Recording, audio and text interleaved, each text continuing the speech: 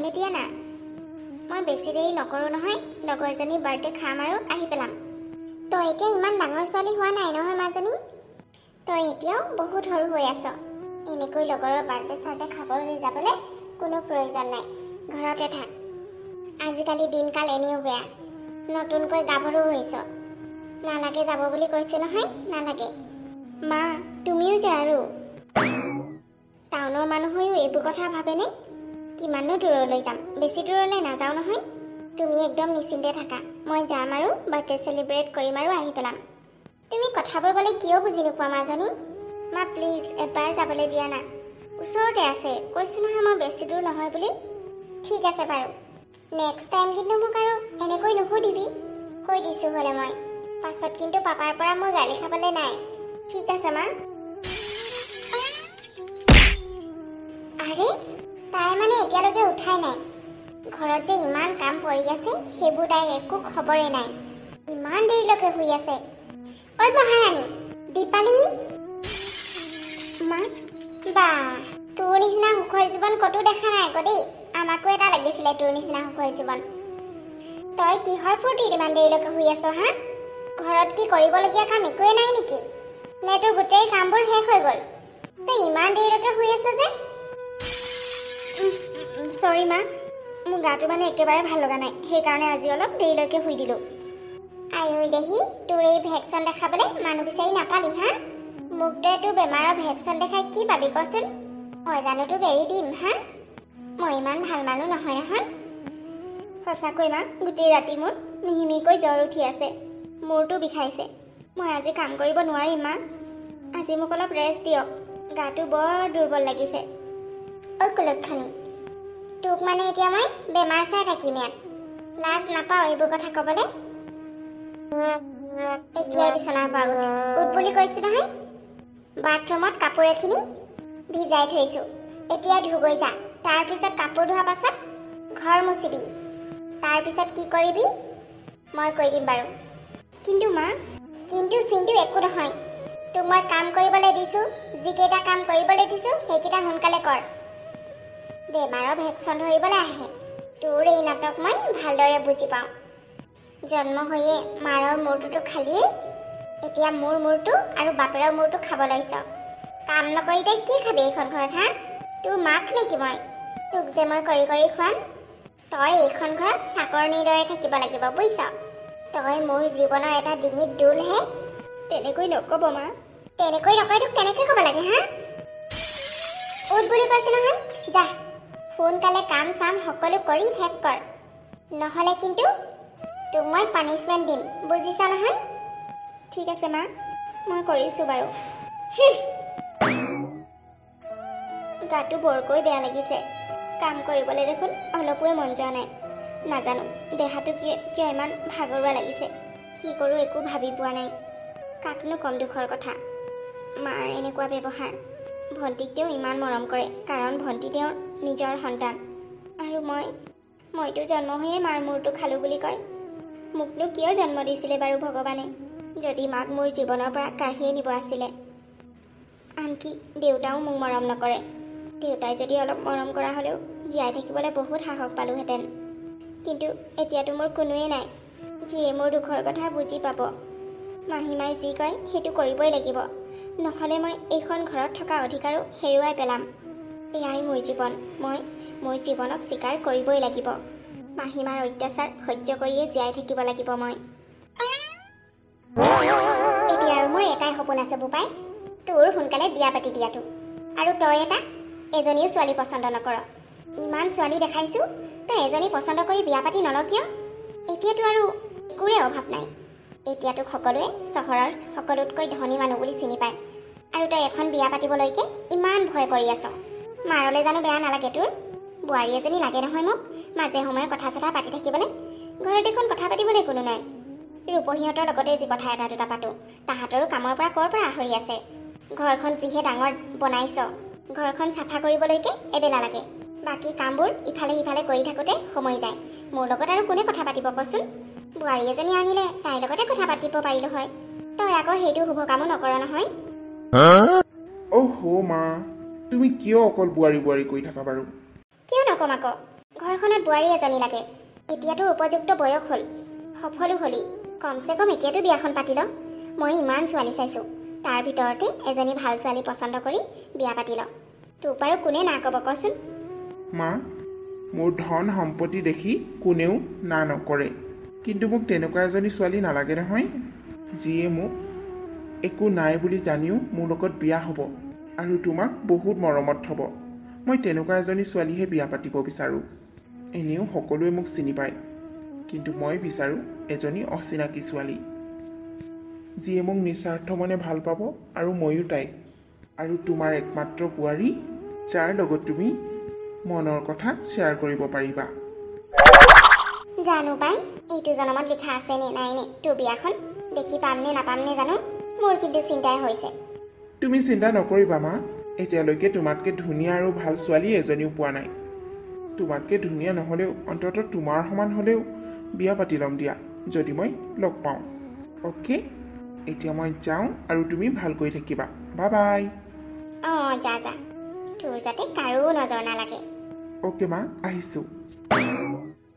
ল'ৰাটো যে মোলৈ ইমান মৰম। ভগৱানৰ ওচৰত এটাই প্ৰাৰ্থনা, সোনকালে যাতে ছোৱালী এজনী পচন্দ কৰি সি বিয়াখন পাতি লয়। কিন্তু মই বাৰে বাৰে কৈ আছোঁ আকৌ, ইমান বছৰে মই তাইক সহ্য কৰিলোঁ, এতিয়া আৰু তাই গাভৰু হ'ল। য'ৰ তৰ এজন ভিক্ষাৰী চাই তাইক বিয়া দি দিব লাগে, মই সিমানে কৈছোঁ। সদায় সদায় কিন্তু মই এনেকৈ সহ্য কৰি থাকিব নোৱাৰোঁ। মোৰ ছোৱালীও এতিয়া গাভৰু হ'ল, মোৰ ছোৱালীও এদিন বিয়াৰ বয়স হ'ব। তাইক যদি চাব আহি তাইক পচন্দ কৰে তেতিয়া কি হ'ব? তুমি এইবোৰ কথা কিয় ইমান চিন্তা কৰিছা? মই আছোঁ নহয় মানুহজন।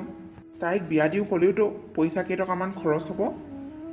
তুমি দেখোন জানাই মোৰ কিমান অসুবিধা হৈ আছে।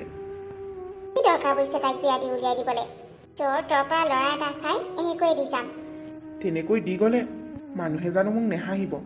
মানুহে গম পালেহে হাঁহিব। আৰু আপোনাৰ খবৰ ল'বলৈ ইয়াত কোনেও নাহে যে ছোৱালীজনী কিয় বিয়া দি দিলে বুলি। আপোনাৰ বয়স ইমান বেছি, তাৰোপৰি এজনী ছোৱালী থকাৰ স্বত্তেও মই আপোনালৈ বিয়া হ'লোঁ। আপুনি কৈছিলে এদিন দুদিন ছোৱালী ডাঙৰ হ'ব, বিয়া হৈ গুচি যাবগৈ। এতিয়া মই বহুত বছৰ অপেক্ষাও কৰিলোঁ, কিন্তু এতিয়া তাই ডাঙৰ হ'ল। গতিকে মই তাইক এইখন ঘৰৰ পৰা চাফা কৰি দিব বিচাৰোঁ, আৰু তাইক মই কোনো সম্পত্তি দি উলিয়াই দিব নিবিচাৰোঁ। তাই এইখন ঘৰৰ বোজ হয়, সেইকাৰণেহে মই আঁতৰাব বিচাৰোঁ। তুমি চিন্তা নকৰিবা দিয়া, মই কিবা এটা কৰিম।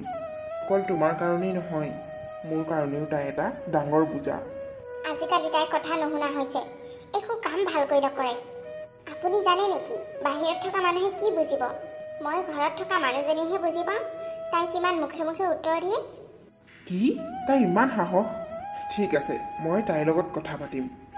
তাই মোৰ জীৱনৰ সকলো সুখ কাহিনীলৈ জন্ম হৈয়ে উপায় নাপাই ৰাইজৰ দাবীত তাইক মই তুলিবলগীয়া হ'ল। নহ'লেতো তাইক মই ক'ৰবাত পেলাই দিম বুলিয়ে ভাবিছিলোঁ, কিন্তু তথাপিও ৰাইজে কোৱাৰ কাৰণে মই তাইক ৰাখি থলোঁ। এতিয়া আকৌ তাইৰ বিয়াৰ চিন্তা, যাৰ তাৰ এটা লগত গতাই দিবও নোৱাৰোঁ নহয়। কিবা এটা দুখ হ'লেতো ইয়ালৈকে ঘূৰি আহিব। ঘূৰি কেনেকৈ আহিব? মই সোমাব দিলেহে ঘূৰি আহিব। আপুনি নিশ্চিন্তে থাকক, আপুনি এইটো দায়িত্ব মোক দিয়ক। মই এজন ল'ৰা চাই তাইক এইখন ঘৰৰ পৰা একেবাৰে উলিয়াই দিম। তুমি যি কৰা কৰা মায়া, মোৰ এইবোৰত লাগি থাকিবলৈ সময় নাই। অলৰেডি বিজনেছত মোৰ বহুত ঘাটি হৈ আছে। শুনিছোঁ চহৰৰ বিশ্বজিৎ দত্ত নামৰ এজন ধনী মানুহে আমি য'ত বস্তু বিক্ৰী কৰোঁ সেই কোম্পানীটোৱে বোলে কিনি ল'লে। গতিকে এতিয়া বেপাৰ বাণিজ্য সকলো বন্ধ। তেওঁ বোলে কিবা চেক কৰিব, তাৰ পিছতহে এইবোৰ আৰম্ভ হ'ব। তেতিয়ালৈকে হাত ধুই বহি থাকিব লাগিব।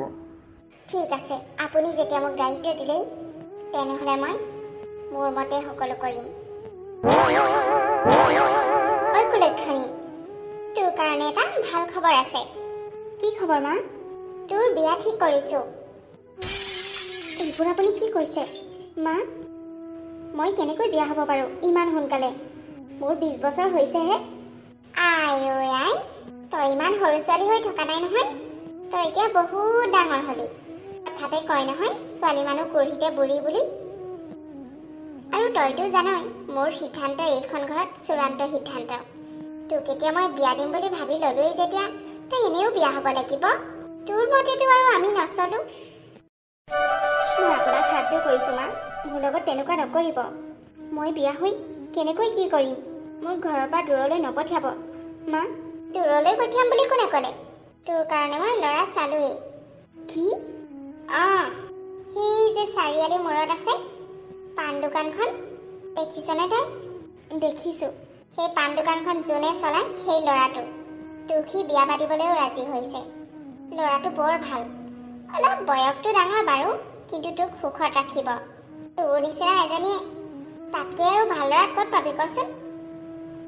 সেইটোকো যে পাইছ, সেয়াটোৰ ভাগ্য বুলি ক'ব লাগিব। এইবোৰ আপুনি কি কৈছে মা? নাই নাই, মই তেওঁৰ লগত বিয়া হ'ব নোৱাৰোঁ।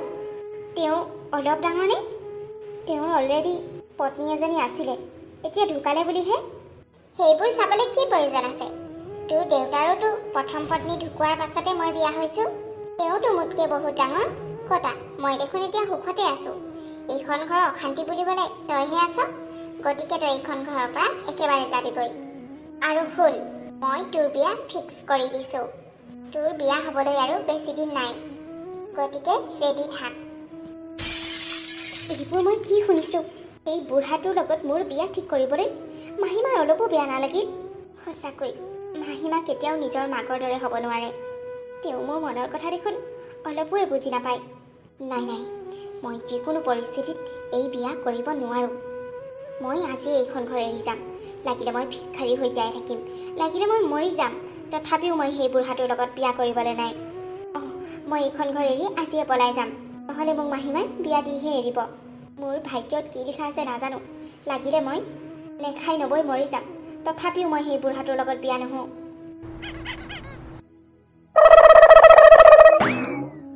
মা, কি হ'ল মাজনী? ইমান দেৰিলৈকে ব্ৰেকফাষ্টে ৰেডি হোৱা নাই যে? মই কি নোখোৱাকৈ কলেজ যাম নেকি? এইবোৰ তই কি কৈছ? এইটো সময়তো দীপালীয়ে ব্ৰেকফাষ্ট বনাই, সময় হ'লে পাবি ৰ। দীপালী বা নাই, পাকঘৰত একো বনোৱা নাই। পাকঘৰটো খালী আছে। কি? তাৰ মানে তাই উঠাই নাই? মই তাইৰ ৰুমতো চালোগৈ, তাই দেখোন ৰুমতো নাই। আছে চাগে ক'ৰবাত তেনেহ'লে কাম চাম কৰি। নাই মা, মই গোটেই ঘৰটো চালোঁ, ক'তোৱে নাই। মোৰ তাইক ফটা চোলা কেইটামান দিবলৈ আছিলে, সেইকাৰণে বিচাৰি ফুৰিছিলোঁ। নাই নহয়, তাই ক'তো নাই। ক'লে গ'ল আকৌ? বলচোন বল, বিচাৰোগৈ। বেমাৰী বুলি কৈ আছিলে, ক'ৰবাত পৰি চৰি থকা নাইতো। জানো পাই, বলাচোন চাওঁগৈ। ফাইনেলি আজি মোৰ ল'ৰাটো বিয়াখন আজি সম্পন্ন হ'ব কোৰ্টত। আৰু মইতো এইবোৰ নকৰোঁ বুলিয়ে ভাবিছিলোঁ। ডাইৰেক্ট বিয়া পাতি ঘৰলৈকে লৈ আহিম বুলি ভাবিছিলোঁ। সিহঁতি আকৌ আজিকালি মডাৰ্ণ যুগ নহয়, মডাৰ্ণ ল'ৰা ছোৱালী। ভাল পোৱাতকৈ বেছি সেই কাগজখনকহে বেছি বিশ্বাস কৰে, কোৰ্ট মেৰিজৰ চাৰ্টিফিকেটখন, যাতে পাছত কিবা এটা হ'লেও কোৰ্টৰ ওচৰলৈ গৈ সহায় ল'ব পাৰে। যিয়েই নহওক, মই চাই দিয়া ছোৱালী এজনীকে যে পচন্দ কৰিলে সেয়াই বহুত।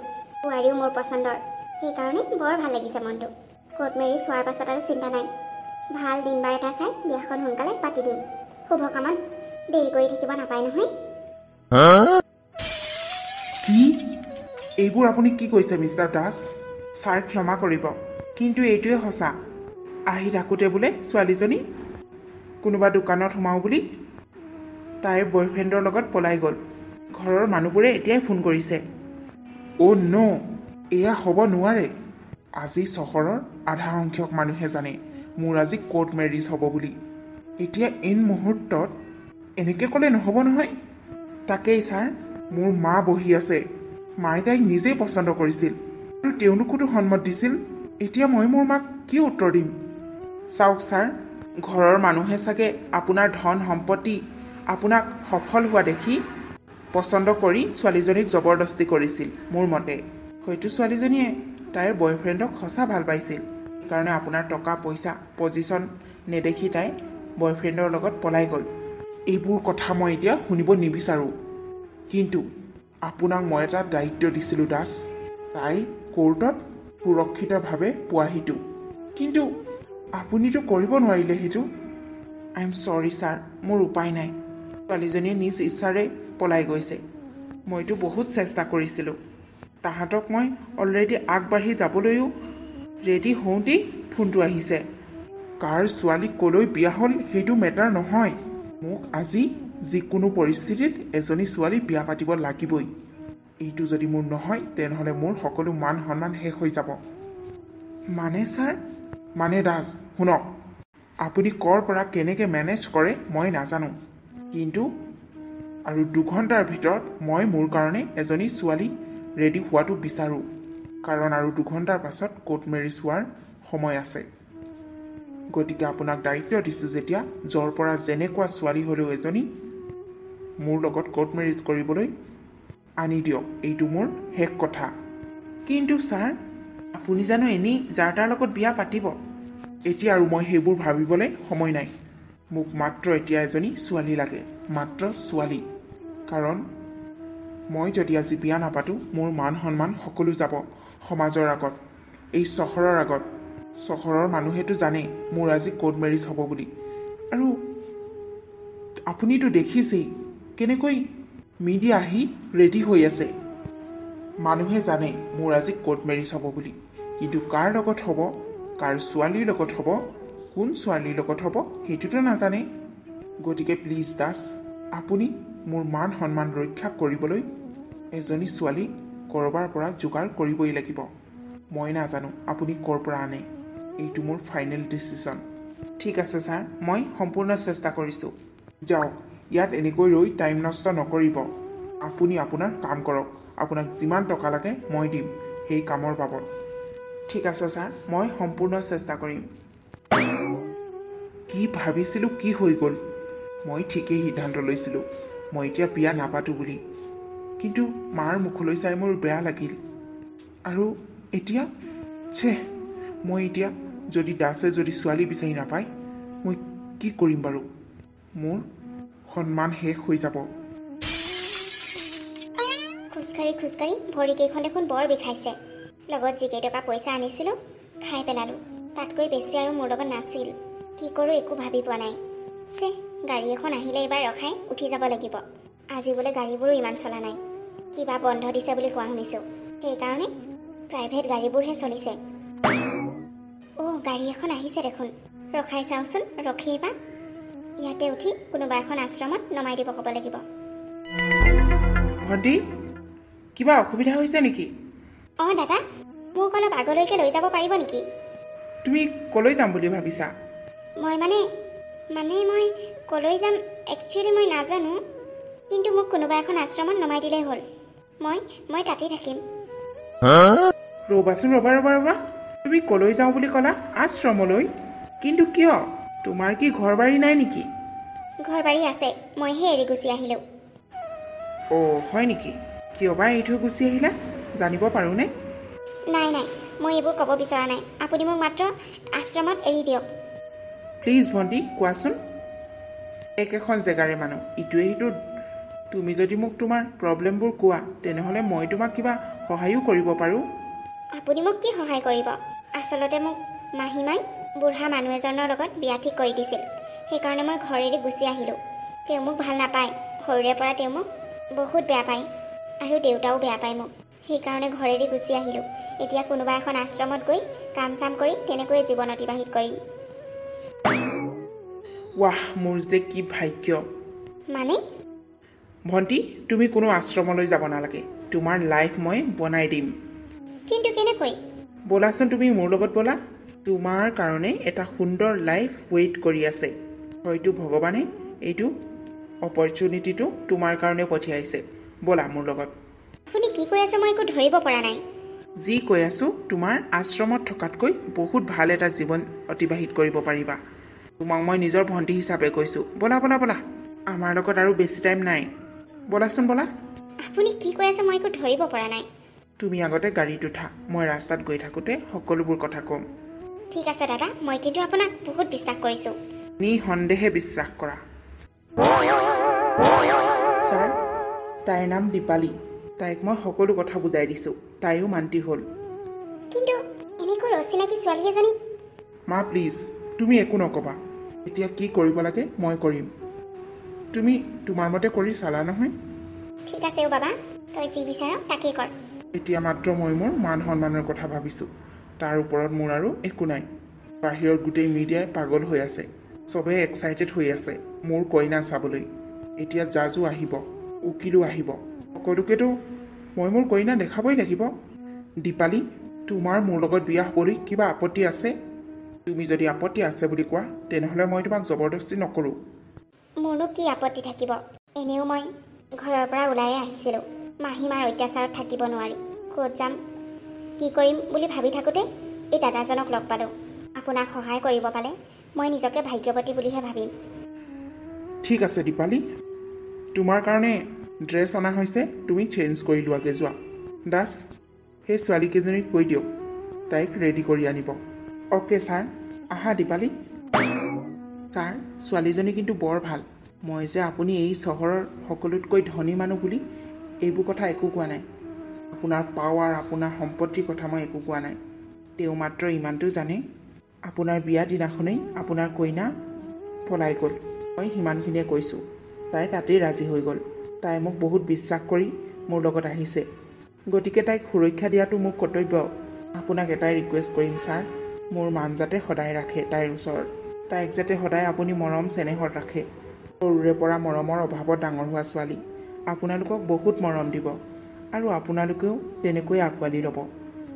এনেকৈ ছোৱালী বিচাৰোঁতেই ইমান ভাল ছোৱালী এজনী লগ পাম বুলি কেতিয়াও ভবা নাছিলোঁ। তাইতকৈ উপযুক্ত আৰু আপোনাৰ কাৰণে কোনেও হ'ব নোৱাৰে। থেংক ইউ দাস, আপুনি মোৰ কাৰণে বহুত কৰিলে। আপোনাৰ মোৰ প্ৰতি থকা এই বিশ্বাস মই কেতিয়াও ভাঙিবলৈ নিদিওঁ। এইবোৰ আপুনি কি কৈছে? সঁচা কৈছোঁ মায়া। বিশ্বজিৎ দত্তৰ লগত আমাৰ দীপালী কোৰ্ট মেৰিজ কৰিছে। গোটেই বাতৰি চোৱা তুমি, গোটেই বাতৰিত তাহাঁতৰে কথা। মোৰতো নিজৰ চকুকেই বিশ্বাস হোৱা নাই। ৰাতিপুৱা ঘৰত থকা ছোৱালীজনী এনেকৈ অচানক, তাই কেনেবাকৈ আগৰ পৰাই ভাল নাপায়তো। নাই নাই নাই নাই, হ'বই নোৱাৰে। তাই দেখোন কলৈকো ওলাই নাযায় আৰু তাইৰ লগতো মোবাইলো নাই। আজি ৰাতিপুৱাই তাই ঘৰেদি গুচি গ'ল।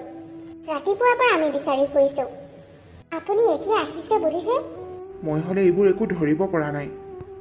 তাই কেনেকৈ ইমান ধনী মানুহৰ লগত চিনাকি হ'ব পাৰে? মই যে তোমাক কৈ আছিলোঁ বিশ্বজিৎ দত্ত বুলি, সেইজনী হয়। কি আচৰিত! তাইৰ ভাগ্যক কিন্তু মই মানিছোঁ।